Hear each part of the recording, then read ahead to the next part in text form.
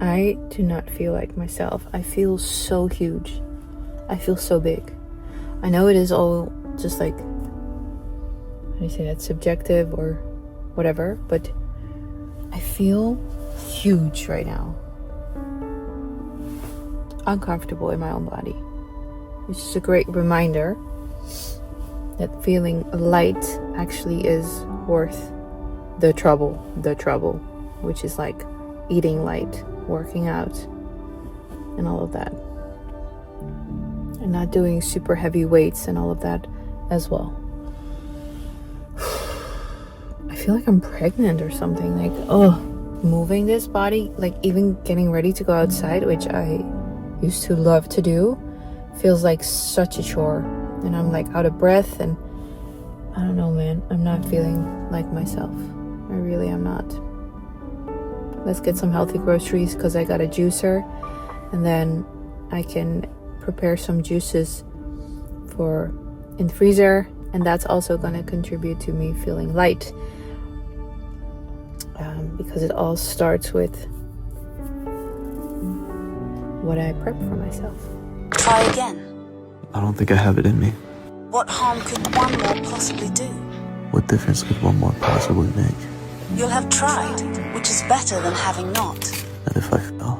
Then try again. I thought that I was already past this, that I had figured out how to stay the course in almost every scenario that had been thrown at me. But I forgot one little big thing: my emotions. I have big feelings for such a tiny human, and I can't just ignore them because they will eat me up, literally. Which I honestly thought I was past. I did.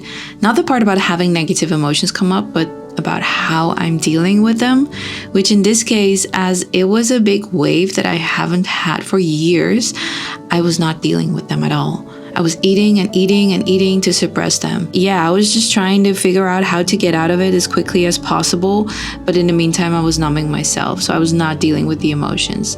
I was just soothing myself to feel good in the moment, because when I stopped eating, I was feeling everything again, and I didn't want that, or I actually didn't know how to navigate these big emotions again. And then I decided to at least shift what I was eating. I got a juicer and started juicing, meal prepping, and slowly getting back to myself. While in the meantime, I took time to journal, to read, to meditate, and get new insights on what the F was going on with these emotions that I couldn't just rush over and get to the other side. And sometimes I did actually caught some realizations on camera. I think that I was just kind of sick. I don't want to cry right now.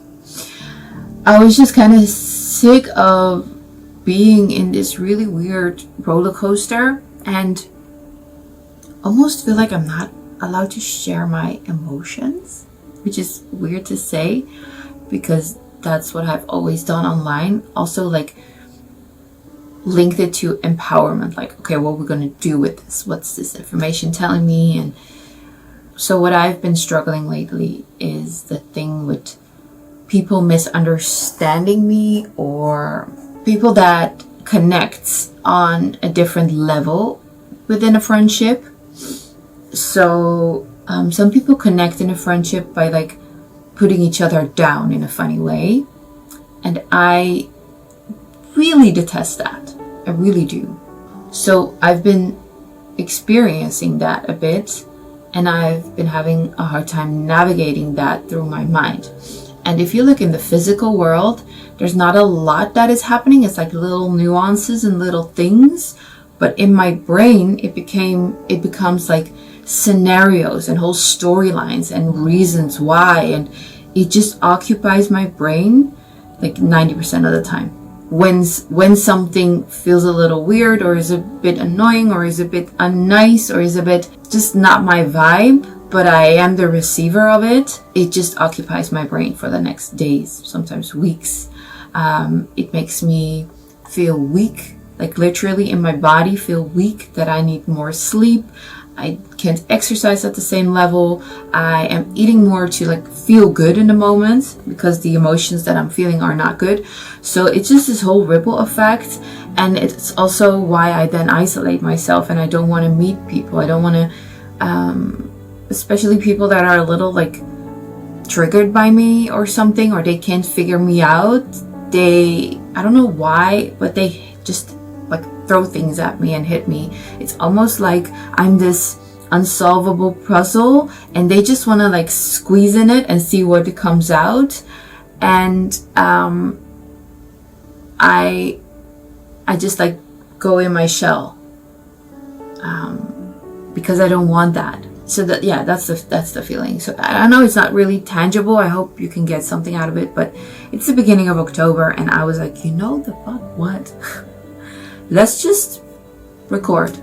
Let's just put the camera, record, take you guys with me. I am ready. I need to wear some clothes, but I'm gonna go to Primark, which is also a sensitive subject sometimes, but I love going to Primark. They have a Christmas collection. I saw this on TikTok and I was like, I need to go and like soak in the Christmas spirit. Also, actually, that's really what is making me feel good right now. So I'm giving myself permission in October to go Christmas shopping. I am going to wear my workout clothes as much as possible. Let's see how I can style it. And I'm gonna take my laptop with me so I can go to the library, get work done because I'm launching something next week. And after that, let's hope. I'm saying let's hope, but it's just a decision that I go to the gym and do my workout. And I'm starting this booty program, PDF file that I bought like a long time ago. And I've never actually completed the 12 weeks. So I'm just gonna do it now. It's three times a week, a booty workout, and then for 12 weeks. So yeah, I'm at the gym 5 days a week anyway. So I was like, this is actually a really good time to do something purposeful instead of just cardio. I do Pilates 3 times a week. So that's like why I can gain muscle like this. I want to work on the booty. And this is a program that is booty without growing your glutes, growing your quads, your legs, because I have pretty dominant leg muscles that usually just take up, I fall back on my leg muscles when I do booty workouts or leg workouts, I think, because they're the strongest. So my booty suffers and I want bigger booty, not bigger legs. I'm actually excited to just take you guys along and just show you the honest truth about the ups and the downs, because it's some days I feel super empowered and other days I feel like a weak little child, helpless little, birdie that has been hurt again with like literally nothing. But I just get hurt constantly. I need to stop saying that. Ooh, it's good that I am like recording because I see a lot of red stuff on my teeth. Let's turn the pain into power, please. If you think about it, we spend so much of our time in autopilot, moving through our days without really thinking. And I wanted to break that cycle. And to get out of my rut, I decided to introduce a little chaos into my routine, starting with the one place I could control, which is my home. My experiment began in the kitchen. First, I needed to clean everything out, and then I simply switched the places of my forks, knives, and spoons. It sounds trivial, but the effect was immediate. The next morning, reaching for a spoon, my hand went to the wrong place, and for a split second, the autopilot failed. I had to stop, think, and redirect, and that moment of awareness was a victory. It was that tiny pause that was exactly what I wanted. And this wasn't about the food or the forks, it was about creating intentional breaks in my automatic behavior. And I did this all over the house. I moved the remote control, I rearranged my bedside table, and I shifted things around in every room. Each misplaced object became an actual opportunity, a small interruption that pulled me out of the fog of routine. It was my way of creating space to build a new version of myself, one conscious choice at a time. I think I saw gray hair, guys. It's right here. Oh my god, do you see it? Do you see it? Yes, I have a reaction towards it. Because I don't want it. I don't want it. And it really stands out against my black hair. Let me see if I can actually put you somewhere where you can see.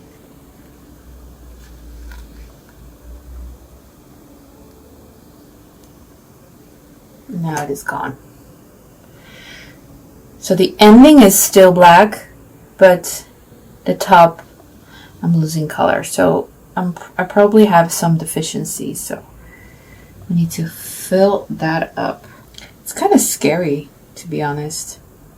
I know a lot of people are going to say like, oh, it's a privilege to grow older and all of that. Okay, yeah, I get it, but I'm also human and I'm allowed to feel human feelings around aging because I want to live forever. And there are these signs that show you that we're not immortal. So, yeah, I can look at it that way. Anyway, that's it for today. I'm a little embarrassed to admit this, but I think it might help some people. So there is this loop I get into that when I feel uncomfortable in my skin, I don't want to go out as much. I don't really want to be seen, which means that I also don't really want to go to the gym. And I know the gym is for working out, but I just feel vulnerable when I'm out and about and feeling extremely uncomfortable in my skin. I think that people with acne can relate to this feeling, as I heard some people speak about it in a way that made sense to me when I related back to my body. So I was like, you know what, the workouts need to be done. So there are a few options on how I can still get them done and get more comfortable in my skin as soon as possible. One is to wear big t-shirts when I'm at the gym. So that is what I did. And the second one was getting out the walking pad in my apartment and just walk for an hour. I always feel kind of uncomfortable because of the neighbors, so I check with them if it's okay, and then I walk for an hour. And I do that here and there to at least get some movement going. And these little things actually started adding up pretty quickly, and before I knew it, I was feeling better and better, and I was back at my normal routine. My pants started fitting right again, and everything was good again. And then it hit me. I did not know yet that I was going to crash out and capture these moments last month when I decided to vlog. But here we are. And I think I was in denial that I had it all under control because I had those kinds of days before, weekly, like eating more and stuff in my weight loss journey. But now the balance was kind of disrupted. It was now 80% of my days, where before it was 20% of my days that I would eat too much. I mean, I love it, I enjoy it, and I allowed myself to have that like 20% of the time. That was naturally happening. So yeah, physics doesn't lie. It was visible on the scale, but also in my clothing. Pants didn't fit anymore, and even my leggings were being pulled down by my belly, which was very hard to have that realization, like being uncomfortable in my skin. And I also saw it in footage where other people filmed me at other places and stuff, where I was like, okay, yeah, it's just not only in my head, but it's on this scale and it's also visible. And this isn't about how bad the difference is or how bad you think it is. Like, it's a few kilograms, which is not a big thing for a lot of people. It's about the internal feeling. I never downplay my feelings to myself. I never tell myself I'm overreacting or that I'm not allowed to feel the way that I feel, because there are people that have it worse than me or whatever. Things can coexist. I can be aware of my fantastic position in life and be grateful for it, but I'm also allowed to worry about luxury problems like my weight. So don't let anybody tell you that you're not allowed to feel the way you feel, because there are worse things that are happening in the world. And so, yeah, the number on the scale went up, and where previously I was very comfortable in the 54 kilogram range, and occasionally I touched the 53 kilogram range, and I touched it more and more often, I suddenly saw the number 56, and I was shocked because this was far beyond a bit of fluctuation, you know? And what's interesting, that for me, weight is connected to something not being right mentally. So it is not about failing or being angry at myself about my weight loss goal and that I'm not achieving it. It's about intervening on a mental level, because what happens, you have to see it this way. Food is my drug, and I cannot quit food. So let's say where some people are stressed and they smoke, or they feel certain emotions and they don't want to, so they smoke or drink, whatever. The solution is to not do it. But with food, you cannot not do it because you need to eat to survive. So I'm realizing that I'm misusing food, not necessarily in the moments, because in the moments, I'm usually suppressing my emotions and I'm sometimes even like numbing myself with food, and I might be in denial, be like, oh, this is part of the process, blah, blah, blah. But then the scale, my pants, the videos, then I'm like, okay, I'm misusing food. I'm abusing food for comfort, short-term comfort. I'm pushing down my emotions. I'm neglecting what is actually happening and what needs attention. And I'm just eating to cover it all up. I'm eating as a distraction. I'm eating to feel good in a moment because there are things happening in my life that make me feel really bad. And food is the easiest thing to grab to make me feel good. So that's the complex thing around using food as your drug, but you cannot quit food. So you need to find those signals that make you like hit the brakes and be like, wait a second, something else is going on. And for me, those signals are the weight on the scale and my pants not fitting. And let me get this clear. For a lot of people, gaining a little bit of weight can actually be a good thing when the losing of the weight was restrictive, was like a horrible process, like fueled by only a number and achieving a thinner body and like really abusing yourself to get skinnier and skinnier, not loving yourself, getting skinnier and skinnier. Then you will associate losing the weight with a horrible life. Instead of me, I'm like, when I lose the weight, I'm actually really fit. I'm mentally like really in a good place. And I'm not in a place where I have my dream body and losing more weight would be unhealthy. I will get to that later because there's a spectrum for a lot of people and not everyone comes from the same place. So not everyone has the same, like we cannot applaud the same external thing because for some people, the external thing of losing weight is actually the best thing they could do, even if they look normal. Like me, I look normal. I don't look fat, but I have fat to lose and I'm perfectly healthy at the moment. So as I said, it is about intervening on a mental level because when something happens that makes me incredibly emotional and sad about life, the situation, I push those emotions away by eating constantly, all day long. And it's literally the distraction from my emotions. And while I might think that during those weeks that it's not that bad or that it's just an occasional day where I eat more than I need, the scale shows, no girl, the balance is disrupted. And really understand this.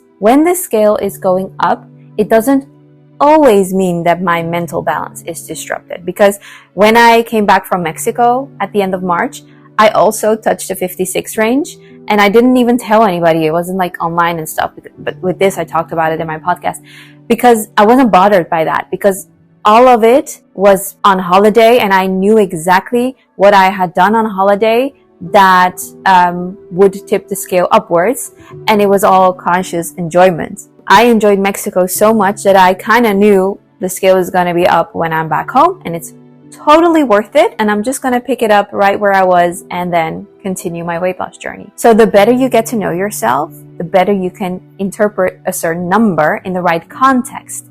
That is why no external person or thing can tell me what is or isn't right about my reaction to my weight because they don't know the context. Good. Now we got that out of the way. I came to an interesting realization, and that is that it's been 2 weeks since the moment that I really got shocked and decided to tackle the weight when the scale said 56.2 until today, 54.2, exactly 2 weeks ago. So I lost 2 kilograms in 2 weeks. And I still remember in my weight loss process when I got to 56 or 55, that when that was the lightest that I've ever weighed, I felt so good and so slim. And now, suddenly, at the same weight, I felt super uncomfortable, which is a really beautiful realization because my standard has clearly shifted.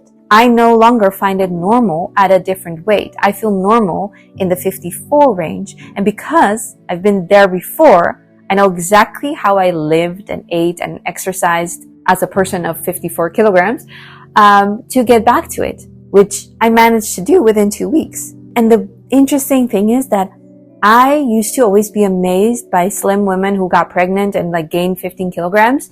And then after their pregnancy, also lost 15 kilograms again. Well, I was working on 6 or 7 kilograms for 10 years. But now I understand it. Your standard determines what's normal for you and what you want to return to. And that you can literally train in your mind to have a different standard. For me, that my standard has shifted so much that I'm not going to marinate at a higher weight anymore really makes me feel good and safe with myself, because I want to return to my comfortable self. And know this, you will only feel fine at a higher weight if you've reached a lower weight through a hellish routine, by imposing restrictions on yourself, starving yourself, exercising yourself like crazy. Then you will associate that weight, the lower weight, with misery. And the higher weight is actually your deepest wish in terms of a lifestyle, the kind of way you can live. So that's why you might also project that onto other people. But know that for different people, progress looks completely opposite. For some people, progress would look like sleeping in, taking more rest. With other people, it means get up when your alarm clock goes off and get to work. Because some people are more lazy and they need that push. And other people are such perfectionists that they just run their body out and they get burnout and all of that. So you have to first know in which category you fall before you know how to approach it. That's why I never just give one kind of advice to someone. And if you do that in the comments, you always tell on yourself. You always tell me your weakest spot. I know myself so well. I love myself so much that no comment has ever made me doubt me, my lifestyle, whatever. It did, however, made me not want to share it online, which I think is a waste, because the people that scream the loudest usually are just like 1%. But sometimes they hit the spot and I'm like, I'm going to choose me over helping people. So I'm going to protect me. I'm going to do whatever I want and not share it. And now I'm at the stage of like, no, I think a lot of people can actually benefit from it. So I'll take the hate with that. And I think it's very important to actually share my process, because I'm going through this life at the moment. And sometimes I wish that I would record way more of the process in the beginning. Because I'm not there yet and I had this fluctuation of weight, like going up with emotions, I feel like I actually need to capture that, because that's going to be gold. Because I'm learning so much and so fast that I don't want to be learning the same thing twice, 3 times, 4 times. So I'm not going to have the chance to capture it again and show it to you guys on the internet. So as I said, for me, the higher weight is associated with suppressing emotions and eating a lot of junk food. I would constantly eat potato chips, chocolate, candy, drinking Coca-Cola Zero, which occasionally is fine, but too much of it, that's like my association with higher weight, because that's what I was doing when I was gaining the weight, because that was what was making me feel good and suppress my emotions.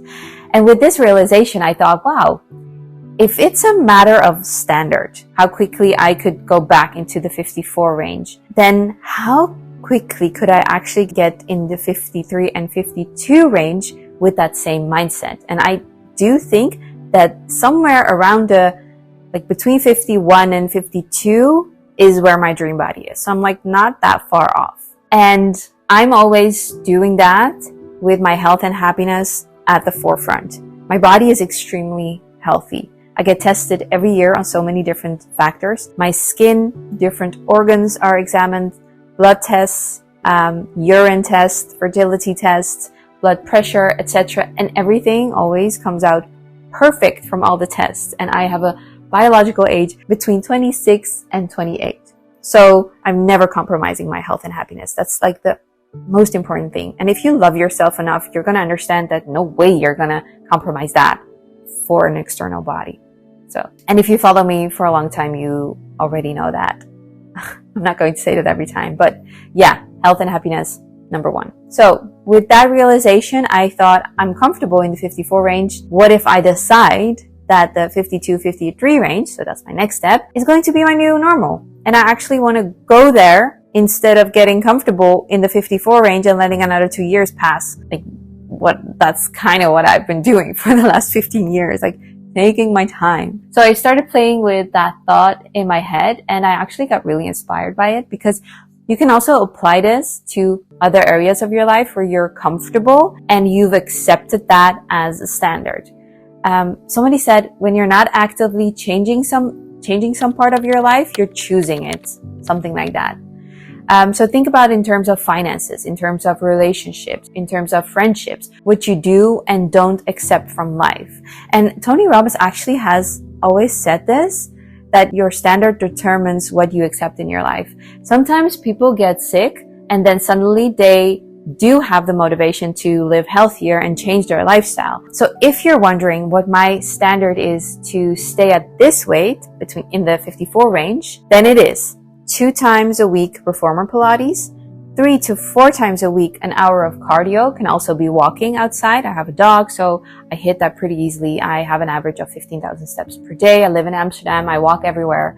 So that. And then the other thing is occasional strength training, and I would eat an average of 1,800 calories per day. So I was thinking if my standard would be in the 52, 53 range, I don't know, I've never been there, but it needs some increasing of activity and the things I'm doing and lowering of the calories. So I'm guessing I'm doing that right now. 3 times a week reformer Pilates, 5 times a week an hour of cardio, could also be walking outside, actually hit that pretty easily. And then 3 times a week strength training according to a schedule. So not just like random, do like abs for 10 minutes, a little bit of arms and that's it. No, according to a schedule. And then eating an average of 1,600 calories per day. For reference, I'm 5'2", 1.58 m. So I burn much fewer calories than someone who is 170. I don't know how much that is in feet. And my resting metabolism is around 1,200 calories a day. That's when you're lying in bed all day. But if I'm just like doing stuff around the house, but not exercising, no movement, not like walking outside, then I burn around 1,500 to 1,700 calories a day. So realize that with this body. And I'm a dietitian, so I'm the expert. So we're going for 1,600 and let's see how fast I can hit the 53, 52 range. This is for people that want to lose weight, are stuck, and want to do it in like this happy, healthy way. We're going to do this together. I'm going to guide you through everything I'm doing. I'm so happy you're here. Thank you for watching. Don't forget to subscribe, like, comment, do all the things, engage with the video. I really appreciate it. And I'll see you next time in a new video. Thank you. Bye.